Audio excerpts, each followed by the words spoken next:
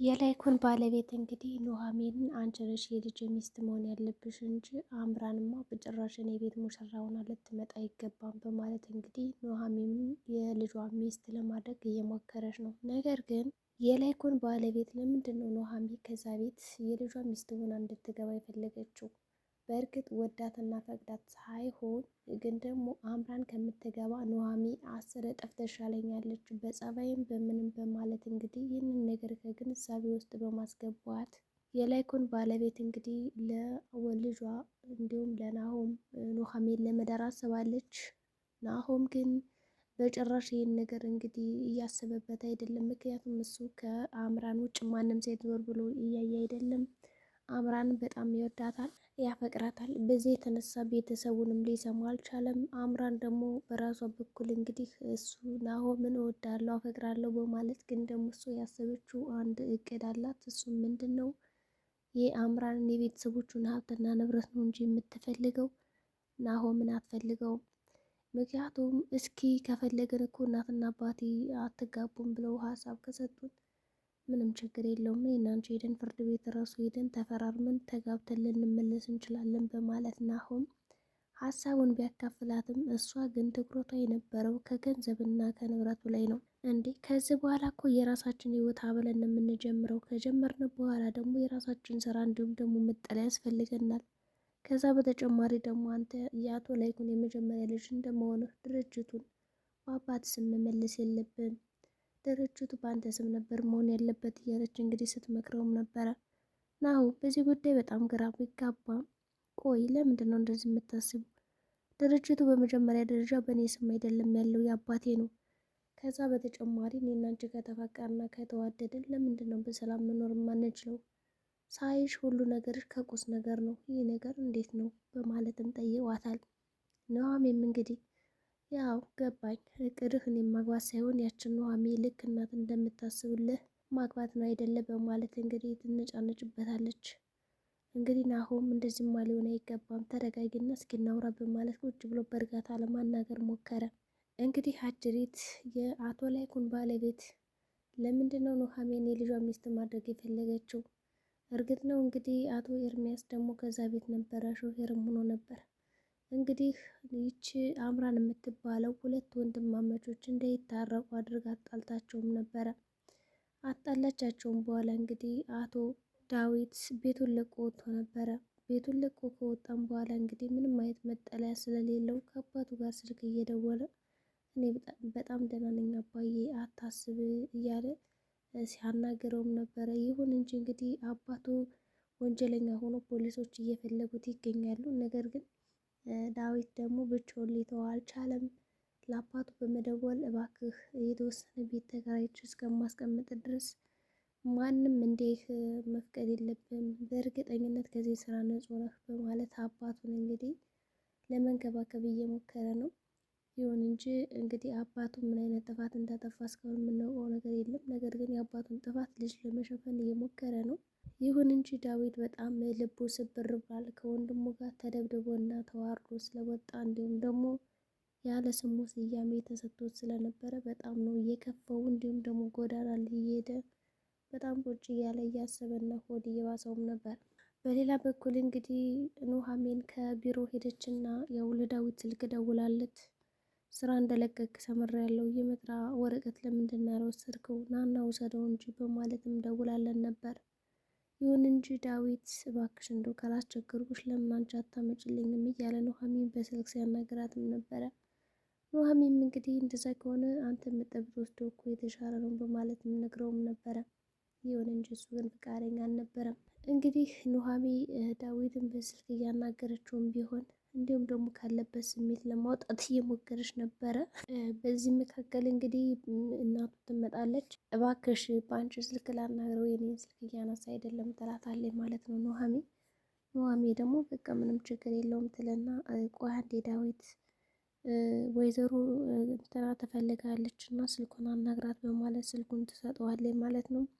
እንግዲህ ልጅም በጣም ተናዶባት ስለነበረ ምክንያቱም ወንድሙ ድብድብ አድርጎ ያው ከቤት ፊት አዋርዶ ስላስወጣው ምንም የማውራት ፍላጎቱ አልነበረውም ማለት ነው እናቱን። እንግዲህ ታናግር ትፈልጋለች ስትለው ስልኩን ስትሰጠው ጆሮዋ ላይ ነበር የጠረቀመው። እናትም እንግዲህ በዚህ ጉዳይ አዝና ነበረ። አይ በቃ አሁን እኔ የማላስብልህ ነው አይደለም የሚመስልህ፣ ግን ልጄ በጣም ነው የማስብልህ ማዝንልህ እያለችም እንግዲህ በልቧ ስታወራው ነበረ።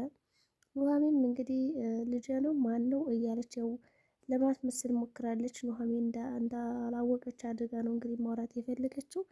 ኑሃሚን ቆይ ምንድን ነው እንደዚህ የምታስመስይው? ከእኔ ፊት ማስመሰል አይጠበቅብሽም፣ እውነቱን አውቃለሁ። ስለዚህ ፈታ ብለሽ አውሪኝ እያለቻት ነው እንግዲህ። አጅሪት ያው ልጇ መሆኑን ደብቃለች። እስካሁን ማንም ያወቀባት እና የነቃባት ነገር የለም። ይሁን እንጂ ቆይ ግን ስለ የትኛው ልጅሽ ነው የምታወሪኝ? ትላታለች እንግዲህ ኑሃሚን ማውቃ ማለት ነው ጉዳዩን ስለ ናሆም ወይስ ደግሞ ስለ ዳዊት ነው? ቆይ ምንድን ነው አላማሽ እና እቅድሽ? በማለት በግልጽ ትጠይቃታለች። ወይዘሮም እንግዲህ የቤቷን እመቤት የሆነችው ኑሃሚን እንግዲህ ስልኩን ከተቀበለቻትም በኋላ ያው ካናገረችው በኋላ እንግዲህ ወዲያውኑ ነበር ከዛ አካባቢ የተሰወረችው። ምክንያቱም የልጇ ሁኔታ አሳስቧት በጣም አዝና ነበረ። ይሁን እንጂ ኑሃሚን እሺ በቃ በማለት እንግዲህ ስልኩን ዘግተዋለች ማለት ነው። እንግዲህ ያው እናትም ካዘነች በኋላ ወደ ቤቷ ነበር መመለስ የፈለገችው። ከተመለሰችም በኋላ እንግዲህ ያው እያሰበች ነበር። በሌላ በኩል ደግሞ ኤደንም ተመልሳ ገብታለች። እንግዲህ የቤት ሰራተኛ ሆነ ኑሃሚን ይህን ነገር አልወደደችውም። ምክንያቱም ይች ሴትዮ ያመጣቻት በእርግጠኝነት ለእቅድ ነው እንጂ ለስራም አይደለም። የስራ ቢሮ አለ አይደለ? ለምንድን ነው እዛ ማሰሪ ብላ ስታናግራት እንግዲህ ኤደን ያለችው ምን ነበረ? ያም ጽዳት ነው ይም ጽዳት ነው፣ ስለዚህ ቤቱ ይሻለኛል የለመድኩት ብዬ ተቀጥሬያለሁ ከዚህ ስራ ትላታለች። ኑሃሚን ደግሞ ቆይ አንቺ ምንድን ነው ለትምህርትሽ ከሆነ እኔ ችግር የለውም ስራ እየሰራው ተማሪያለሽ ታጠኛለሽ ብዬሻል ነበረ። ቆይ ምንድን ነው የቤት ሰራተኛ ሆነሽ ወሬ አመላላሽ ሆነሽ ልትቀሪ ነው እንዴ? ለምንድን ነው ትምህርትሽ ላይ ትኩረት ማታረጊ? ትላታለች። እንግዲህ ኤደንም በዛ ሀሳቧ ትስማማች አለችም። ያው ተኝታ ስለቀሰቀሰቻት እንደውም በጣም ነበር የተናደደችባት። ምንድን ነው እዚህ ቤት ተኝቶ ሰው አይውልም እንዴ እያለቻት ነበረ። ብቻ ኑሃሚን እህቷ እንድትማር ትፈልጋለች። ኤደን ደግሞ ትምህርት ትታ ምንድን ነው የምትፈልገው? በቃ ልጇን እንድታገባላት። ኤደንም እንግዲህ የወይዘሮ ላይኩን ሚስት ያው ገብቷታል እቅዷ ኑሃሚን እዛ ቤት ምዳር እንደሆነ። ምን ነበረበት እኔም ብድርኝ እያለቻትም ነበር። በሌላ በኩል እንግዲህ አቶ ላይኩን ያው ጠረጴዛ ላይ ምግብ ሊበላ ቁጭ ብሎ ሳለ ከዚህ በፊት እኮ ይሄ ቤት በጣም ሙሉ ነበረ፣ ጠረጴዛው እንዳለ ሰው በሰው ነው። አሁን ምግብ ከማን ጋር ልብላ? በጣም ነው የሚያስጠላ እያለ እንግዲህ ብቻውን ሲያስብ ነበረ።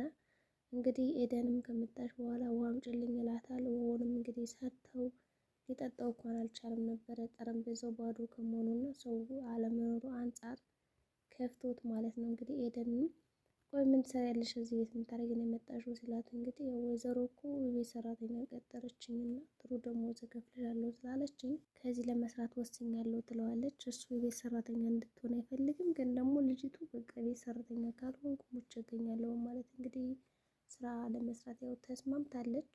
ኑሃሚንም አልፈቀደችም የቤት ሰራተኛ እንድትሆን፣ ግን ደግሞ በቃ እሷ ሰራለሁ ካለች ምንም አማራጭ የለም። ስለዚህ እንግዲህ ስራውን ለመስራት ተገዳ ይመስላል።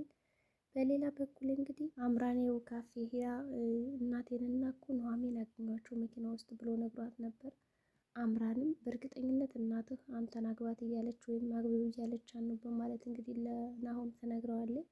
ናሆም በዚህ ሁኔታ እግራ ይጋባል። እንደዛማ ሊሆን አይችልም፣ አታስቢ አንቺ እኔ ብቻ ነሽ ይላታል። ቢሮ መጣም እንግዲህ ኑሃሚን እንዴት ነሽ? ያው ወረቀት የት ነው መለፍ ምናምን በማለት ይጠይቃታል። እንዲሁም ደግሞ ኑሃሚን ለአባቷ ወደዋለሁ ናሆምን ብላ ፈቅረዋለሁ ብላ ስትናገር ሰምቷት ነበር። እናቴን እየሰማች በእኔና በአምራን መካከል መግባትሽን ጣልቃ አቁሚ ይላታል። ኑሃሚን እንግዲህ እኔ እንኳን አላፈቀርኩም አውቄ ቢሆንስ እንደዛ ያልኩ፣ ይልቅ ስሜት አንተ ውስጥ ገብቶብህ ከሆነ አስብበት ትለዋለች ማለት ነው። እንግዲህ ሽምጥጥ አድርጋ ነበር የካደችው። እንዲሁም ደግሞ ያው አጀሪት ልጄን አግቢ ስትላት የትኛውን ልጅሽን ላግባ ብላ ጠይቃን ነበር። እንግዲህ ኑሃሚን ዋናው ነገር የናሆም ምርጫ ነው በማለት ነው እንግዲህ የመለሰችላት። ምክንያቱም እስኪ አንድ ጥያቄ ልጠይቅሽ ትወጂዋለሽ አትወጂውም ልጅን ብላ ስትጠይቃት ዋናው ነገር የናሆም ምርጫ ነው የኔ ምርጫ አይደለም በማለት እንግዲህ ያሰናብታታለች። ናሆምም እንግዲህ ሊያገባት ነው። አምራን እንግዲህ ልታገባ ነው። ማንም እንዲሰማ አልፈልግም ብለዋል። ደግሞ ስለ ጋብቻው እናቱም ሆነ አባቱም ማንም እንዲሰማ አልፈልግም። እንግዲህ ሂደን እዛ ተመዝግበን ያው ሚስት እሆናለሁ ብለዋለች። እንግዲህ ያለምንም ምስክር ነገር ካገባት በአሁኑ አለቀለት ማለት ነው። አምራን የምትወደው አይመስልም። ምክንያቱም ሀብትና ንብረቱን የምትፈልገው